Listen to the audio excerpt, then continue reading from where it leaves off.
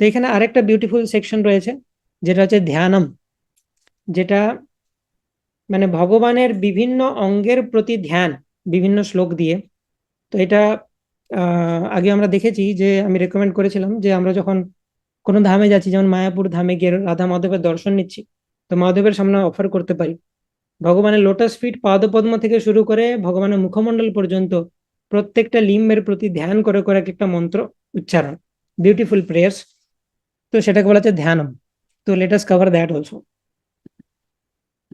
So ধ্যানম start হচ্ছে third canto 28th chapter, verse number 21 থেকে। ওকে। সঞ্চিন্তয়েদ ভগবতশ্চরণারবিন্দম বজ্রঙ্কুশধ্বজ সরোরুহলাঞ্ছনাঢ্যম উত্তুঙ্গরক্তবিলসন্নখ চক্রবালা জ্যোৎস্না বিরাহত মহৎ হৃদয়ন্ধকারম। তো সঞ্চিন্তয়েত, চিন্তা করা উচিত ভগবানের সেই পাদপদ্মের প্রতি। তখন আমরা ধ্যান করছি, তো সবাই এক্সট্রিমলি অ্যাটেন্টিভ হও, ভগবানের রূপকে কল্পনা করো নিজের সামনে, বা ঘরের সামনে যদি ডিটি থাকে, ভগবানের বিগ্রহ থাকে, তার দিকে তাকিয়ে ভগবানের পাদপদ্ম থেকে শুরু করে প্রত্যেকটি অঙ্গের প্রতি ধ্যান করবো আমরা। দিস ইজ ধ্যানম এক্সপ্লেন বাই লর্ড কপিলা। তো প্রথমে বলা যে সঞ্চিন্তিত ভগবত চরণারবিন্দম, ভগবানের চরণারবিন্দের উপর ধ্যান করা উচিত। সেই চরণারবিন্দটি কিরকম? সেখানে বজ্র, অঙ্কুশ, ধ্বজ, সররুহ এরকম বিভিন্ন ধরনের অসপিসিয়াস সিম্বলস রয়েছে। উত্তুঙ্গ রক্ত বিলাসন নখ চক্রবালা জ্যোৎস্না বিরাহত মহৎ হৃদয়ন্ধকারম। তো ভগবানের সেই চরণ কমলের একটা নখাগ্র থেকে যে জ্যোতি নির্গত হচ্ছে, সেই জ্যোতি সাফিসিয়েন্ট আমাদের হৃদয়ের সমস্ত অন্ধকার দূর করার জন্য। মানে জাস্ট ভগবানের লোটাস ফিটের উপর ধ্যান করে আমরা সমস্ত অন্ধকার থেকে মুক্ত হতে পারি। যশৌচ নিঃসৃত সরিত প্রবরোদকেন তীর্থেন মূর্তনধিকৃতেন শিবো শিবো ভূত ধ্যাতুর্মনঃসমল শৈল নিশিষ্ট বজ্রম ধ্যায়ে চিরম ভগবতশ্চরণারবিন্দম। ভগবানের চরণারবিন্দের আরো গ্লোরি বলা হচ্ছে।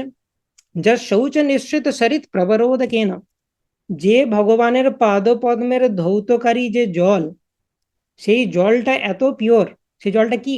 বামন দেবের পা ধুয়ে আসছিল যে জল কারণ সাগর থেকে, যখন বামন দেব ত্রিবিক্রম রূপ নিয়েছিল, সেই পা ধুয়ে যখন জল আসে, সেই জলটা এত পবিত্র। তীর্থেন মূর্তনধিকৃতেন শিব শিবভূত, অর্থাৎ শিব যে হচ্ছে অল অসপিশিয়াস, সেই মহাদেবকে আরো পিউরিফাই করে সেই জলটা, তাকে আরো আরো বেশি অসপিশিয়াস বানিয়ে দেয়। ধাতুর্মনঃসমল শৈল নিশিষ্ট বজ্রম ধায়ে চিরম ভগবতশ্চরণারবিন্দম। তো ভগবানের চরণারবিন্দের ধ্যানটা কিরকম? না, আমাদের এত জন্ম ধরে আমরা যে পাপ করেছি, একটা পাপের পাহাড় তৈরি হয়েছে। তো ভগবানের চরণারবিন্দের উপর ধ্যান করলে কি হবে? দুম করে সেখানে একটা বজ্র পড়বে, এবং সেই বজ্রটা সেই পাহাড়টাকে চুরমার করে দেবে। তো আমাদের সারা কোটি কোটি জন্ম ধরে আমরা যে সঞ্চিত পাপ, সেটা বজ্রের আঘাতে ধ্বংস হয়ে যায় যদি আমরা ভগবানের চরণারবিন্দের ধ্যান করি। এটা ভগবানের চরণারবিন্দের মহিমা বর্ণনা করা হলো। নেক্সট উঠছি, ভগবানের যে কাফ মাসেল অর্থাৎ জানু, সেটার কথা বর্ণনা করা হচ্ছে।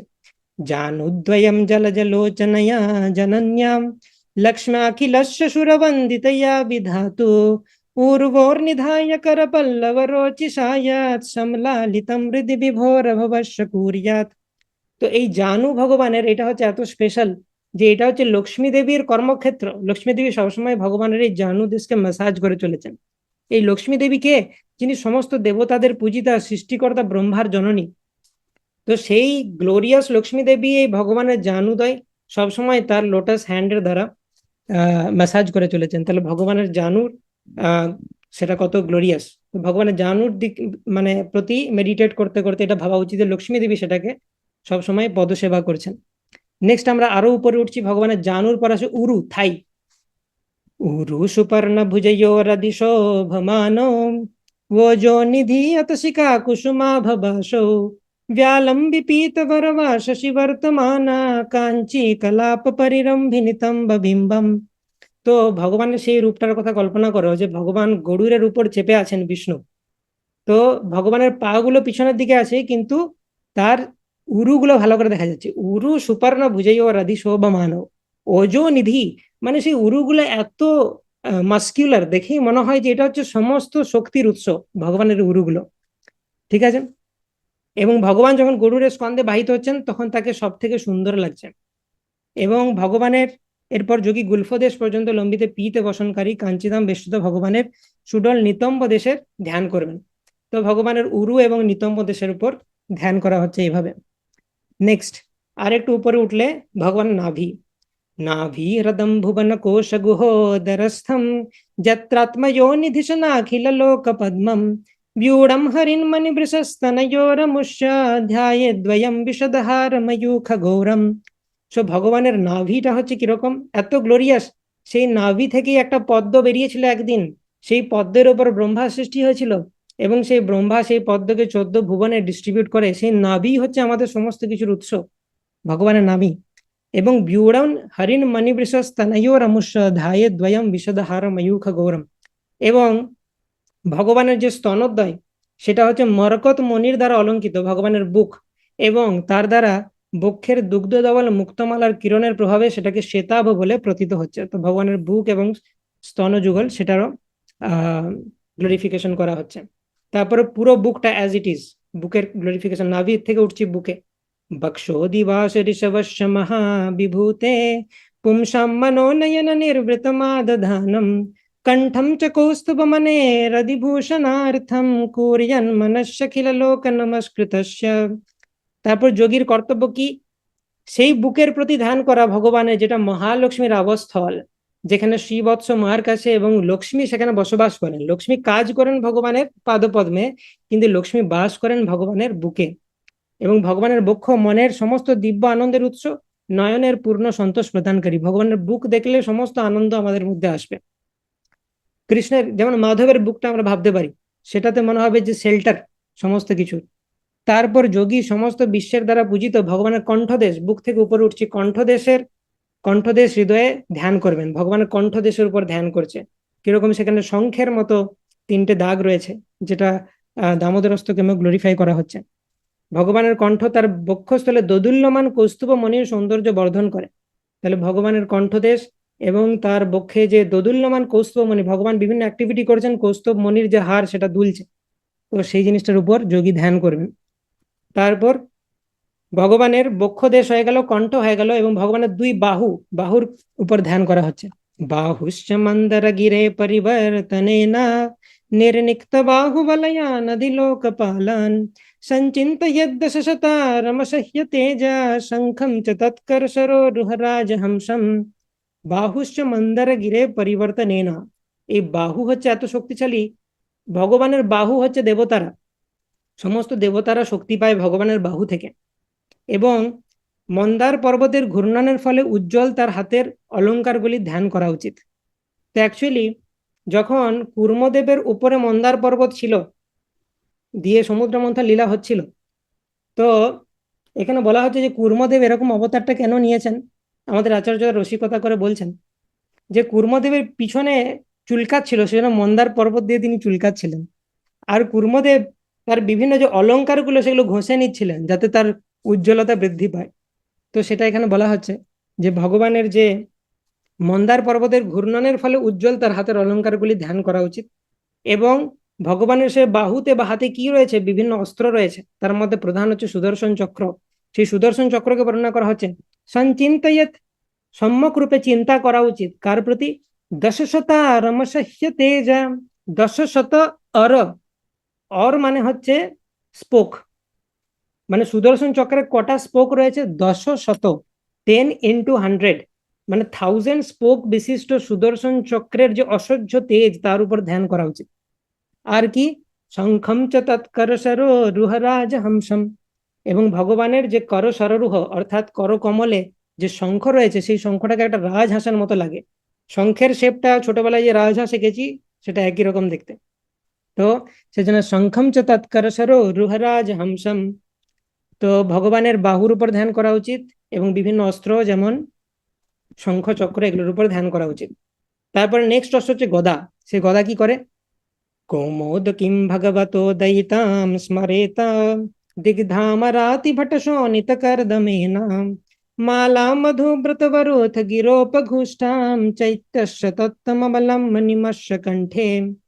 তো এরপর যোগীর কর্তব্য হচ্ছে ভগবানের কৌমোদকী গদার উপর ধ্যান করা উচিত। এই গদা কি করে থাকে, দিগ্ধাম আরাতি ভট শোণিত কর্দমেনা, কর্দমেনা মানে কাদা মাখা, গদাটা ভগবানের কাদা মাখা আছে কিসে, না বিভিন্ন যে দৈত্যদের রক্ত আর দৈত্যদের দেহের যে বিভিন্ন, মানে একটা দৈত্যের মাথা যদি গদা দিয়ে কুচলে দেওয়া হয় তাহলে মাথা থেকে বিভিন্ন ঘিলু রস ইত্যাদি বেরিয়ে, তো ভগবানের গদাটা সবসময় এরকম থাকে। তো এইটা এইরকম রূপে কেন গদাটাকে বর্ণনা করা হচ্ছে, সুন্দর যেমন পরিষ্কার আছে কেন নয়, কারণ এইরকম গদা দেখে ভক্তের হৃদয়টাতে একটা স্যাটিসফ্যাকশন আসে যে না, ভগবান সবসময় অ্যাক্টিভ। এখনো যে গদাটা দেখছি ভগবানের ওটায় রক্ত লেগে আছে, অসুর কোনো একটা অসুরকে মেরেছে এক্ষুনি। তো তার মানে ভগবান যে সবসময় তৎপর ভক্তকে রক্ষা করতে, সেই জিনিসটা বোঝানোর জন্য রক্ত কর্দমাক্ত গদার উপর ধ্যান করা উচিত। মালা মধু ব্রতবরুথ গিরোপঘুষ্টম চৈত্য শতত্তমবলম মণিমস্য কণ্ঠে, এবং গুঞ্জনরত মধু করকুলের দ্বারা সর্বদা পরিবেষ্টিত তিনি যে বনমালা পরে আছেন সেটার উপর ধ্যান করা উচিত। এবং ভগবানের সেই বনমালাতে ফুল কারা, যারা শুদ্ধ ভক্ত তারা হচ্ছে ভগবানের সেই বনমালা রূপী যে মালা তাতে ফুল, ভগবানের শুদ্ধ ভক্তরা। ভৃত্যানুকম্পিত ধিয়েহ গৃহীত মূর্তে, এবার ভগবানের মুখমণ্ডলে আসছি। ভগবানের লোটাস ফিট হয়ে গেল, জানু হয়ে গেল, উরু হয়ে গেল, নাভি হয়ে গেল, বক্ষ বাহু যুগল হয়ে গেল, তার বিভিন্ন অলংকার হয়ে গেল। এবার মুখমণ্ডল, মুখমণ্ডলকে অনেকগুলো ভার্সে গ্লোরিফাই করা হচ্ছে। ভৃত্যানুকম্পিত ধিয়েহ গৃহীত মূর্তে সঞ্চিন্তয়ত ভগবতো वदनारविन्दं যদ বিস্ফুরন মকর কুণ্ডল বলগিতেন বিদ্যোতিতামলকপোলমুদারনাশম। অর্থাৎ ভগবানের কমল সদৃশ মুখমণ্ডলের ধ্যান করা উচিত যোগীর, যিনি তার উৎসুক ভক্তদের অনুকম্পা করার জন্য বিভিন্ন রূপে এই জগতে প্রকট করেন। ভগবানের মুখটা দেখলেই বুঝতে পারবো তার কত অনুকম্পা, তার কত করুণা ভক্তদের প্রতি। যেমন আমরা যদি মাধবের মুখ দেখি, মায়াপুরে গিয়ে দেখি বুঝতে পারবো করুণা তার কতটা রয়েছে, ভক্তদেরকে উদ্ধার করার জন্য তিনি কতটা উৎসুক। তার সুকোমল গণ্ডস্থল গাল, দীপ্তিমান মকর কুণ্ডলের সঞ্চালন উজ্জ্বল, তার যে মকর কুণ্ডলী এলিগেটর শেপ ইয়াররিং সেগুলো দুলছে, এবং সেগুলো যে উজ্জ্বলতা গালে রিফ্লেক্ট হচ্ছে সেটা ভালো লাগছে দেখতে। এবং তার উন্নত নাসিকা মুখকমলকে অপূর্ব শোভায় উদ্ভাসিত করেছে। ভগবানের নাসিকার উপর মেডিটেশন, মকর কুণ্ডলের উপর, গালের উপর, এবং পুরো মুখমণ্ডলের উপর। তারপর নেক্সট আবার মুখমণ্ডলকে বলা হচ্ছে, মুখমণ্ডলের গ্লোরিফিকেশন। মুখের চারপাশে যে কুঞ্চিত কেশরাশি আছে, অর্থাৎ কোঁকড়ানো চুল কৃষ্ণের, সেটার কথা বর্ণনা করা হচ্ছে। যচ্ছ্রীনিকেতমলিভি পরিষেব্যমানম ভূত্বা স্বয়া কুটিল কুন্তল বৃন্দ জুষ্টম मीनन्द्वयक्षयमधे क्षिपदब्ज नेत्रम ध्यायन मनोमयमतन्द्रित उल्लसद्भ्रु। তো যোগী ভগবানের যে কোঁকড়ানো চুল যেটা এই মুখমণ্ডল রূপী পদ্মের চারিদিকে আছে সেটার উপর ধ্যান করা উচিত। এবং নৃত্যপর ভ্রুযুগল, ভগবানের ভ্রুযুগল সবসময় ডান্স করছে, তিনি চপল, তিনি গোপীদের সাথে বিভিন্ন ইমোশনস আছে, তো ভগবানের যে ভ্রুযুগল সেগুলো সবসময় যেন ডান্স করছে। এবং তার মুখমণ্ডল মধুকর বা মৌমাছি পরিবেষ্টিত পদ্ম ফুলকে লজ্জা দেয়। তার নেত্রদ্বয় মাছের মতো, মিন দ্বয়ক স্বয়ং অধিক শিপদাব্জ নেত্রম, মিন যুগলকে লজ্জা দেয়, অর্থাৎ মাছের থেকেও সুন্দর এবং পদ্মের থেকেও সুন্দর তার মুখ। জগতে যা যা উপমা আছে সবকিছু ফেল হয়ে যায় কৃষ্ণের সৌন্দর্যের কাছে।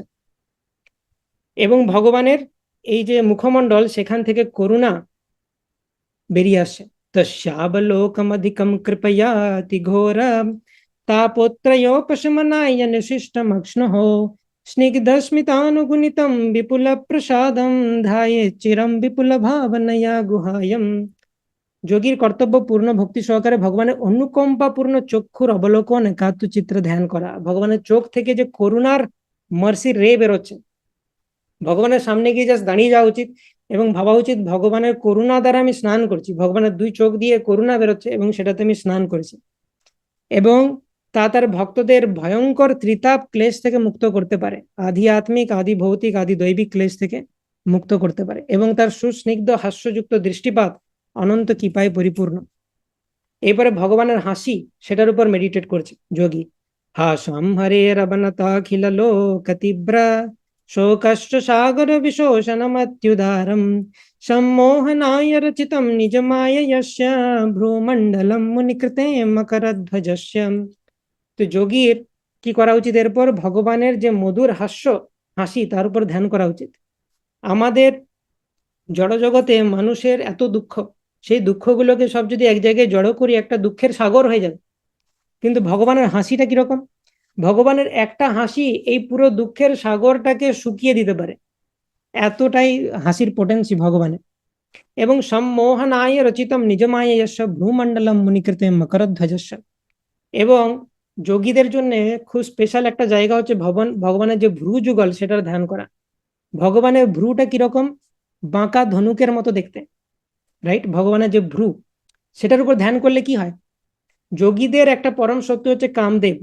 কামদেব তার তীর ধনুক দিয়ে আমাদের উপর পুষ্পবাণ ছোড়ে, সেই পুষ্পবাণের আঘাতে আমরা মানে কামুক হয়ে পড়ি, যেটা আমাদেরকে যোগের রাস্তা থেকে সরিয়ে দেয়। তো কিউপিড বা কামদেবের সেই ধনুক এবং পুষ্পবাণের হাত থেকে বাঁচার জন্যে ভগবানের ধনুকের মতো যে ভ্রু যুগল তার ধ্যান করা উচিত। যে ভগবানের ধনুকের মতো ভ্রু যুগলের ধ্যান করছে তাকে কামদেবের ধনুক প্রভাবিত করতে পারবে না। ভ্রুমণ্ডলম মুনিকৃতে মকরধ্বজস্য ध्यानानयं प्रहसितं बहुलाधरष्ठ भाषारुणायत तनो द्विजकुन्द पंक्ति ध्यायत् स्वदेह कुहरे वसितस्य विष्णोर्भक्तार्दयार्पितमना न पृथक दिदीक्षेत। এটা হচ্ছে লাস্ট ভার্স ইন ধ্যানম। এরপর যোগীর কর্তব্য হচ্ছে ভগবান বিষ্ণুর মধুর হাস্য তার প্রতি ধ্যান করা, এবং ভগবানের হাস্য এতটাই মনোরম যে অনায়াসে সেটার প্রতি ধ্যান করা যায়। এবং ভগবান যখন হাসেন তার কুন্দকলির পঙ্ক্তির মতো ক্ষুদ্র দন্তরাজি, ভগবানের যে টিথ ছোট ছোট কুন্দ ফুলের মতো, সেটার উপর ধ্যান করা উচিত। এবং সেটার থেকে আভা বেরিয়ে আসছে, সেটা ভগবানের যে বিম্ব ফলের মতো ঠোঁট তার উপর প্রতিফলিত হচ্ছে, সেই সৌন্দর্যটার উপর মেডিটেট করা উচিত। এবং যোগী এভাবে যখন তার মনকে ভগবানের মধুর হাস্যে স্থিত করেন, তখন সে আর মনকে অন্য কোথাও বিচলিত করতে পারে না। এইভাবে সে ধারণা থেকে ধ্যানে যায়, ধ্যান থেকে সমাধিতে প্রবেশ করে। তো এইভাবে লর্ড কপিলা অর্থাৎ কপিল মুনি, ভগবানের অবতার, তিনি বর্ণনা করলেন পাথ অফ, এখানে যে যোগের যে প্রসেস, সেখানে ধারণা এবং ধ্যানের বর্ণনা করলেন।